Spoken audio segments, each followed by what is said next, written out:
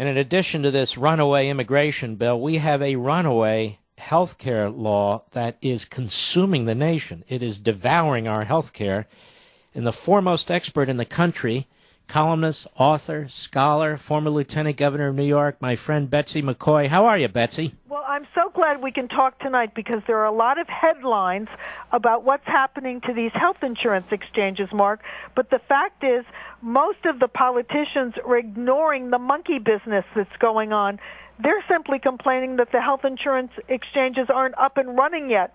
The real problem is... By the way, I'm glad, but you go ahead. Too. I'm delighted. They're 85% unprepared for October 1st.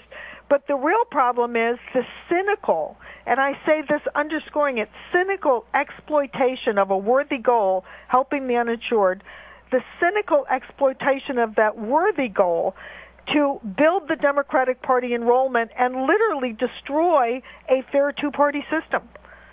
Explain what's going on. Okay. The Obama administration granted $910 million to California to build a state insurance exchange. What did California do? First, they passed a law that the insurance exchange had to include voter registration. Then they passed a law saying that however they spent the $910 million could be kept secret, right? Then they... Wait a minute. Whoa. Who is spending the money secretly? The California State Insurance Exchange. What kind of government is that? Oh, yes. Yes. In fact, Congress has just called for an investigation because it's so shocking that the lawmakers in California were going to shield their misappropriations under secrecy. Then they re-granted much of the money to 48 organizations, only a handful of which are even related to health care. The AFL-CIO got a grant. The NAACP got a grant. SEIU got a grant. All of these groups got grants to do what was called outreach. So hold on now. Let me just slow down. So we have these typical Democrat organizations or Democrat-related organizations. Yes. This is now slush fund money. So they take money for medical services, turn it into political slush fund money. Yes, they are being paid for what they claim is going door-to-door, canvassing, doing robocalls and phone banking to tell people about the opening of the health insurance exchanges next October. And registering people to vote, I guess, at the same time. Of course. That's exactly it. Now, this template is being repeated in every state. It's actually embedded in the Obama health law. They're not breaking the law, they're following the law. But here's what's most disturbing about this, Mark, is that the same methodology is repeated in the immigration bill.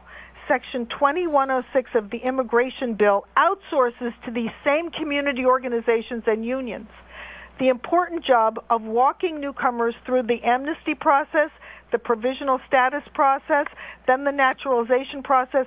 It's these same community activists you will have to go to. Remember the old days of Boss Tweed or James Curley, Tammany Hall? If you were poor or you were a newcomer, you went to the local ward boss. That's where you got what you needed in exchange for a vote. Oh, yeah, of course. Okay. Well, the Obama administration is bringing back that kind of boss politics, only instead of it being local, they're institutionalizing this corrupt style of politics on a national scale. So I want to slow you down just to underscore this. So massive amounts of money, which are being pulled out of things like Medicare, being pulled out of the private sector for health care services and so forth. You've got a percentage of this money that is going into these Democrat front groups, at the same time registering people to vote, and also it's now in the immigration bill, same thing. How can any Republican vote for this crap? Well, that's exactly it. You are so smart to say that. How can any Republican member of the United States Senate fall for this? Section 2106 outsources the very important job of walking immigrants through these steps toward naturalization and gives it to these political activists in exchange for the same kind of grants I just described. It's going to be the same groups. It is permanent funding for left-wing activist groups who will become the fifth branch of government. That's unbelievable. By the way, Mr. Producer, I'm having an echo in my ears from my own voice, just letting you know.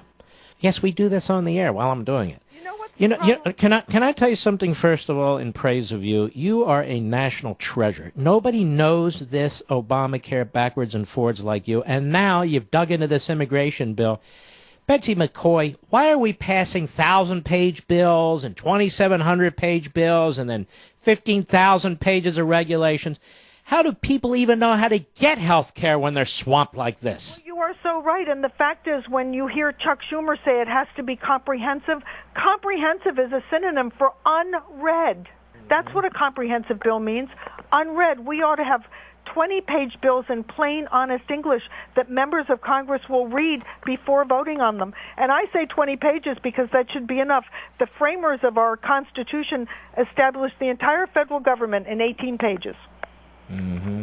Well, I'm concerned, Betsy McCoy, that the Republicans are distracted. They're chasing Democrat proposals and trying to meet them halfway, and a gang of this and a gang of that the agenda is all screwed up, the priorities are screwed up. There's really no effective effort by the House, which controls originally the purse strings, to do anything about this.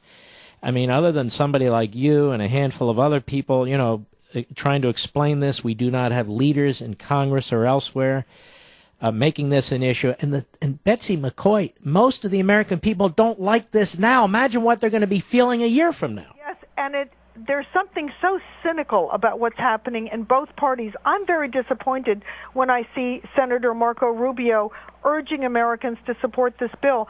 I found that most of the provisions in this bill were labeled emergency mark. Do you know why?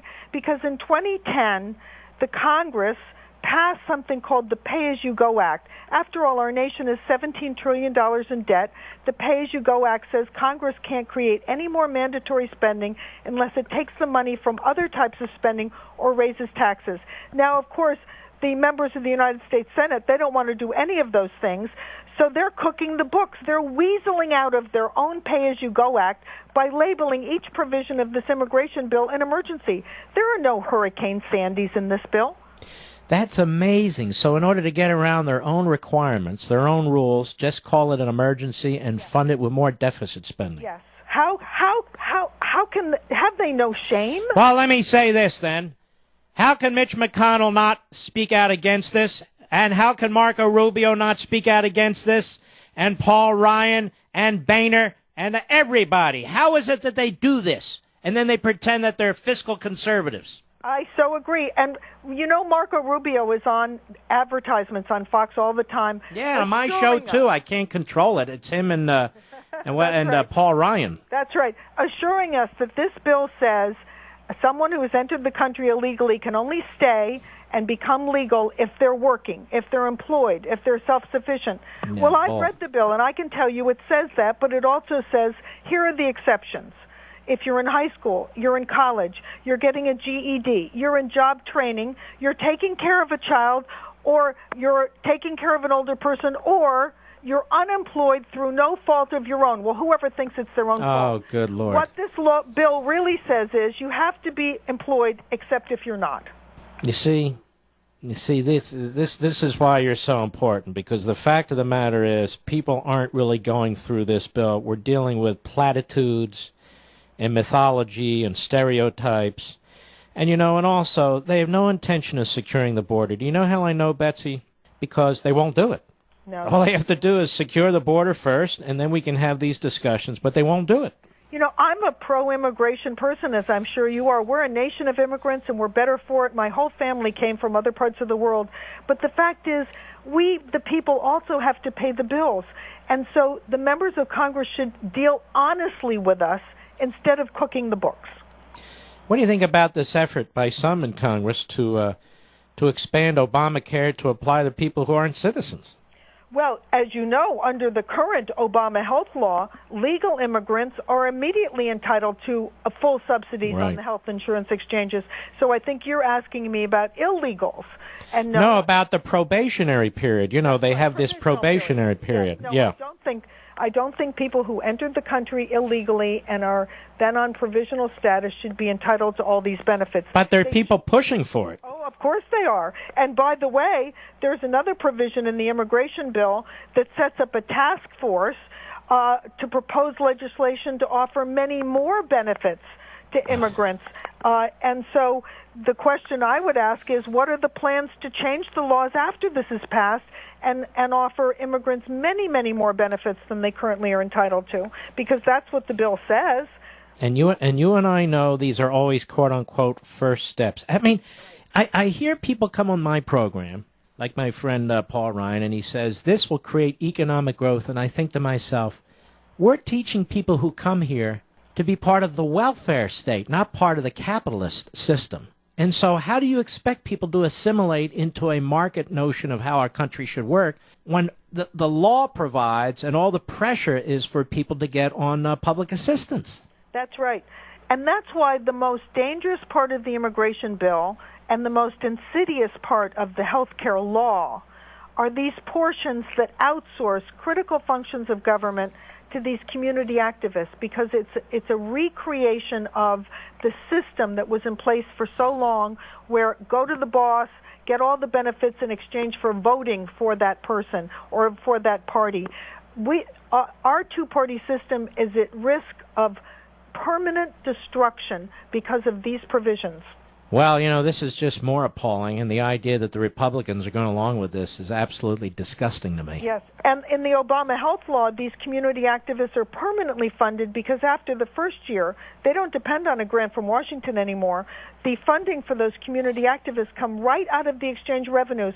A piece of every premium that is paid by somebody on that exchange goes to the AFL-CIO, the NAACP. Oh, my goodness. Groups. Well, let me ask you this, and how do you explain some of these Republican governors who've signed on to this? They were very foolish.